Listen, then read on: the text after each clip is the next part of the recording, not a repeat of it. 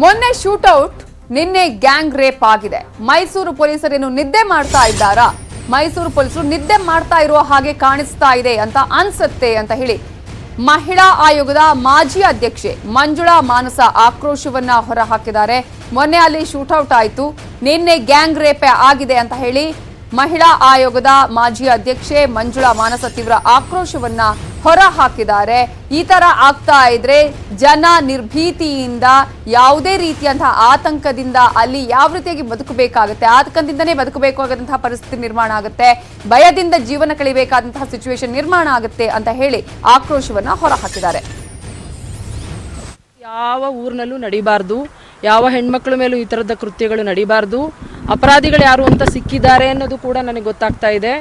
ಅಪರಾಧಿಗಳು ಸಿಕ್ಕಿದ ಮೇಲೆ, ಯಾರೋ ಒಂದು ಕಂಪ್ಲೇಂಟ್ ಮಾಡಿದ ಮೇಲೆ, ನಿಮ್ಮ ಮೀಡಿಯಾದಲ್ಲಿ ಈ ಸುದ್ದಿ ಬಂದಾದ ತಕ್ಷಣವೇ ಮಹಿಳಾ ಆಯೋಗ ಎಚ್ಚೆತ್ತುಕೊಂಡು ಸುಮೋಟೋ ಕೇಸನ್ನು ರಿಜಿಸ್ಟರ್ ಮಾಡಿ ಎನ್ಕ್ವೈರಿಗೆ ಈಗಾಗಲೇ ಚಾಲನೆ ಕೊಡಬೇಕು. ನನಗಿಂತ ಮುಂಚಿತವಾಗಿ ಅವರು SP ಅವ್ರ ಹತ್ರ ಮಾತಾಡಬೇಕು. ಇದು ಸಿಟಿ ಲಿಮಿಟ್ ಅಥವಾ ಅರ್ಬನ್ ಲಿಮಿಟ್ ರೂರಲ್ ಲಿಮಿಟ್ ಅಂತ ಗೊತ್ತಿಲ್ಲ. ಸಿಟಿ ಲಿಮಿಟ್ ಆದರೆ ಕಮಿಷನರ್ ಜೊತೆ ಮಾತಾಡಿ ಸುಮೋಟೋ ಪ್ರಕರಣವನ್ನು ದಾಖಲು ಮಾಡಬೇಕು. ನಾನು ಕೂಡ ಇದ್ರ ಮೂಲಕ ಒತ್ತಾಯ ಮಾಡ್ತೀನಿ, ಮೀಡಿಯಾದ ಮೂಲಕ. ನಿದ್ದೆಯಿಂದ ಎದ್ದು ಬೊಮ್ಮಾಯಿಯವರು ಚಾಮುಂಡಿ ಬೆಟ್ಟದ ತಪ್ಪಲಿನಲ್ಲಿ ನಡೆದಿರುವಂತಹ ಈ ಕೃತ್ಯವನ್ನು ಖಂಡಿಸಿ ನೀವು ಮೇಯರ್ಗೆ ಅಭಿನಂದನೆ ಮಾಡೋದಲ್ಲ, ಮಹಿಳೆಯರ ಮೇಲೆ ನಡೀತಾ ಇರುವಂತಹ ಈ ದೌರ್ಜನ್ಯವನ್ನು ಖಂಡಿಸಬೇಕು. ಯಾವುದೇ ಸರ್ಕಾರ ಇರಲಿ, ಮಹಿಳೆಯರ ಪರವಾಗಿ ಕೆಲಸ ಮಾಡುವಂಥ ಕೆಲಸವನ್ನು ಮಾಡಬೇಕು.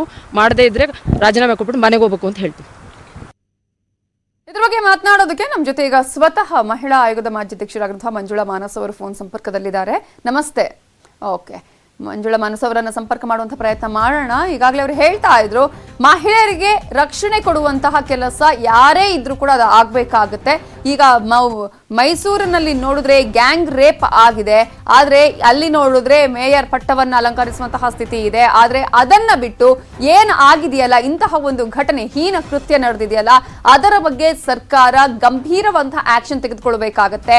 ಯಾರು ಮಾಡಿದ್ದಾರೆ, ಏನ್ ಆಗಿದೆ ಅನ್ನೋದನ್ನ ಪತ್ತೆ ಹಚ್ಚುವಂತಹ ಕೆಲಸ ಆಗ್ಬೇಕು, ಸುಮೋಟೋ ಕೇಸ್ ದಾಖಲಿಸಬೇಕು ಅಂತ ಹೇಳಿ ಒತ್ತಾಯವನ್ನ ಕೂಡ ಮಾಡಿದ್ದಾರೆ. ಈಗ ಮಂಜುಳಾ ಮಾನಸ ಅವರು, ಮಹಿಳಾ ಆಯೋಗದ ಮಾಜಿ ಅಧ್ಯಕ್ಷರು. ಪೊಲೀಸರು ನಿದ್ದೆ ಮಾಡ್ತಿದ್ದಾರೆ ಅಂತ ಅನ್ಸುತ್ತೆ ಅನ್ನುವಂತಹ ವಿಚಾರವನ್ನ ಕೂಡ ಅವರು ಹೇಳಿದ್ದಾರೆ. ಇಂತಹ ಪ್ರಕರಣಗಳು ನಡೀತಾ ಇದೆ, ಮೊನ್ನೆ ಶೂಟೌಟ್ ಆಗಿದೆ, ಗ್ಯಾಂಗ್ ರೇಪ್ ಆಗಿದೆ ನಿನ್ನೆ. ಈ ತರ ಆದ್ರೆ ಜನ ಹೇಗೆ ಬದುಕಬೇಕು, ಯಾವ ರೀತಿಯಾಗಿ ಇಲ್ಲಿ ಬದುಕೋದಿಕ್ಕೆ ಸಾಧ್ಯ ಅನ್ನುವ ಪ್ರಶ್ನೆಯನ್ನ ಮಾಡಿದ್ದಾರೆ. ಸರ್ಕಾರ ಇಂತಹ ಒಂದು ವಿಚಾರದಲ್ಲಿ ಗಂಭೀರವಾಗಿ ಆಲೋಚನೆ ಮಾಡಬೇಕು, ಸೀರಿಯಸ್ ಆಗಿ ಈ ಪ್ರಕರಣವನ್ನ ತೆಗೆದುಕೊಳ್ಳಬೇಕು, ಯಾರೇ ತಪ್ಪಿತಸ್ಥರಿದ್ರು ಅವರ ವಿರುದ್ಧ ಬೇಗನೆ ಕ್ರಮ ಕೈಗೊಳ್ಳಬೇಕು ಅಂತ ಹೇಳಿದ್ದಾರೆ. ಇದರ ಬಗ್ಗೆ ಮಾತನಾಡೋದಕ್ಕೆ ನಮ್ಮ ಜೊತೆ ಈಗ ಮಹಿಳಾ ಆಯೋಗದ ಮಾಜಿ ಅಧ್ಯಕ್ಷರಾದಂತಹ ಮಂಜುಳಾ ಮಾನಸ ಅವರು ಫೋನ್ ಸಂಪರ್ಕದಲ್ಲಿದ್ದಾರೆ. ನಮಸ್ತೆ ಮಂಜುಳಾ ಮಾನಸ ಅವರೇ. ನಮಸ್ತೆ ಮೇಡಮ್. ಈಗಾಗಲೇ ಇಂತಹ ಒಂದು ಪ್ರಕರಣ ಇಡೀ ಒಂದು ದೇಶವನ್ನು ಬೆಚ್ಚಿ ಬೀಳಿಸ್ತಾ ಇದೆ. ಸಾಂಸ್ಕೃತಿಕ ನಗರಿಯಲ್ಲೂ ಕೂಡ ಇಂತಹ ಒಂದು ಪ್ರಕರಣ ಈಗ ಬೆಳಕಿಗೆ ಬಂದಿರೋದು. ಮೊದಲನೇದಾಗಿ ಯಾವ ರೀತಿಯಾಗಿ ಖಂಡಿಸ್ತೀರಿ, ಏನ್ ಹೇಳಕ್ ಬಯಸ್ತೀರಿ? ಮೇಡಮ್, ಯಾವುದೇ ನಾಗರಿಕರು ಕೂಡ ಒಪ್ಪುವಂತ ಕೆಲಸ ಇಲ್ಲ ಇದು. ಮೈಸೂರಿನಲ್ಲಿ ನಾನು ಯಾವ್ದು ಸಿಟಿಗೆ ಏನೋ ಕೆಲಸ ಇತ್ತು, ಬಂದಿದ್ದೆ. ಸ್ಪಾಟ್ ಅಲ್ಲಿ ಈ ತರ ಆಗಿದೆ ಮೈಸೂರಲ್ಲಿ ಅಂದ ತಕ್ಷಣ ಸ್ಪಾಟಿಗೆ ಹೋದೆ ನಾನು. ಪೊಲೀಸ್ ಆಫೀಸರ್ಸ್ ಕೂಡ ಅಲ್ಲೇ ಇದ್ರು, ನಮ್ಮ ನ್ಯೂಸ್ ಚಾನೆಲ್ ಅವರೆಲ್ಲ ಅಲ್ಲೇ ಇದ್ರು. ನಿಜ, ಆ ಜಾಗದಲ್ಲಿ ಅದು ಚಾಮುಂಡೇಶ್ವರಿಯ ತವರೂರು, ಚಾಮುಂಡಿ ಬೆಟ್ಟದ ತಪ್ಪಲು. ಸರ್ಕಾರ ಇದೆಯಾ ಇಲ್ವಾ, ಲಾ ಅಂಡ್ ಆರ್ಡರ್ ಇದೆಯಾ ಇಲ್ವಾ ಅನ್ನೋದೊಂದು ದೊಡ್ಡ ಕ್ವಶನ್ ಮಾರ್ಕ್ ನನ್ನ ಮುಂದೆ ಇತ್ತು. ಇಂತ ಒಂದು ಹೀನಸ್ ಅಫೆನ್ಸ್ ಯಾವ ನಗರದಲ್ಲೂ ನಡಿಬಾರ್ದು. ಹೆಣ್ಮಕ್ಳಿಗೆ ರಕ್ಷಣೆಯನ್ನ ಕೊಡ್ಲಿಕ್ಕೆ ಆಗದೆ ಇದ್ರೆ ರಾಜೀನಾಮೆ ಕೊಟ್ಬಿಟ್ಟು ಮನೆಗೆ ಹೋಗ್ಬೇಕು ಅಂತ ಹೇಳಿ ಈ ಮೂಲಕ ಒತ್ತಾಯ ಮಾಡ್ತೀನಿ. ಇದೇನ್ ತಾಲಿಬಾನ್ ಸಂಸ್ಕೃತಿ ನಮ್ಮ ದೇಶದಲ್ಲಿ ಪ್ರಚಾರ ಮಾಡ್ತಿದಾರ ಇವರು?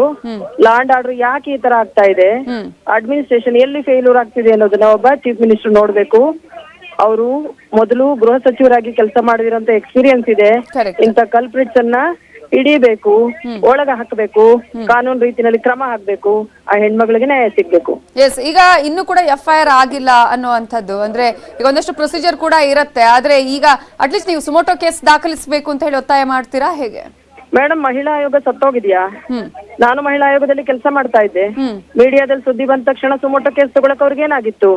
ಇಂತ ಹೀನಸ್ ಅಫೆನ್ಸ್ ಗಳಿಗೆ ಕಂಪ್ಲೇಂಟ್ ಕೊಡೋ ಅವಶ್ಯಕತೆ ಇಲ್ಲ. ಸಂಬಂಧಪಟ್ಟಂತ ಸ್ಟೇಷನ್ ಆಫೀಸರ್ಸ್ ಏನಿರ್ತಾರೆ ಅವರು ಕಂಪ್ಲೇಂಟ್ ತಗೋಬೇಕು, ಸುಮೋಟೋ ರಿಜಿಸ್ಟರ್ ಮಾಡ್ಕೋಬೇಕು. ಆದರೂ ಈ ಹುಡುಗಿಯ ಜೊತೆ ಇದ್ದಂತ ಒಬ್ಬ ಹುಡುಗ ಕಂಪ್ಲೇಂಟ್ ಮಾಡಿದ್ದಾನೆ. ಅವನು ಪ್ರಿಯಕರನೋ, ಗಂಡನೋ, ಫ್ರೆಂಡೋ ಯಾರೋ ಗೊತ್ತಿಲ್ಲ.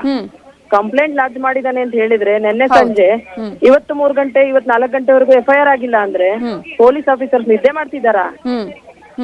ಬಿಜೆಪಿ ಮೇಯರ್ ಸಿಕ್ತು ಅಂತ ಹೇಳಿ ಮೆರವಣಿಗೆ ಮಾಡೋದಲ್ಲ, ಮಹಿಳೆಯರ ಮೇಲೆ ನಡೀತಾ ಇರುವಂತ ದೌರ್ಜನ್ಯಗಳನ್ನ ಖಂಡಿಸಬೇಕು.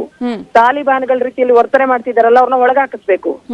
ಅದಾಗ್ಲಿಲ್ಲ ಅಂದ್ರೆ ನಾವು ನಮ್ಮ ಪಕ್ಷದ ವೇದಿಕೆಯಲ್ಲಿ ಖಂಡಿಸ್ತೀವಿ ಇದನ್ನ. ಮಹಿಳೆಯರೆಲ್ಲರೂ ಕೂಡ ಹುಗಿತಾ ಇದ್ದಾರೆ ಆಲ್ರೆಡಿ. ನಿಜ. ನೀವು ಸ್ಥಳಕ್ಕೆ ಕೂಡ ಹೋದ್ರಿ ಮೇಡಮ್, ಏನ್ ಅಲ್ಲಿ ಯಾವ ರೀತಿ ಸ್ಥಳಕ್ಕೆ ಹೋಗಿದ್ದೆ. ಹಾ ಚಾಮುಂಡಿ ಬೆಟ್ಟದ ತಪ್ಪಲು ಏನು ಜಾಗ ನಡೆದಿದೆ, ಈ ಕ್ರೈಮ್ ಏನ್ ನಡೆದಿದೆ, ಆ ಸ್ಪಾಟಿಗೆ ನಾನು ಹೋಗಿದ್ದೆ. ನಿಜ ನನಗೆ ಲಿಟ್ರಲಿ ನನ್ನ ಕೈ ಕಾಲು ನಡುಗ್ತಾ ಇತ್ತು. ದೆಹಲಿಯಲ್ಲಿ ಆದಂತ ಪ್ರಕರಣ ಮತ್ತಿನ್ನೆಲ್ಲೂ ಆಗ್ಬಾರ್ದು ಅಂತ, ಅದು ಮೈಸೂರಲ್ಲಿ ಆಗಿದೆಯಲ್ಲ, ಚಾಮುಂಡಿ ಬೆಟ್ಟದ ತಪ್ಪಲಲ್ಲಿ ಆಗಿದೆಯಲ್ಲ.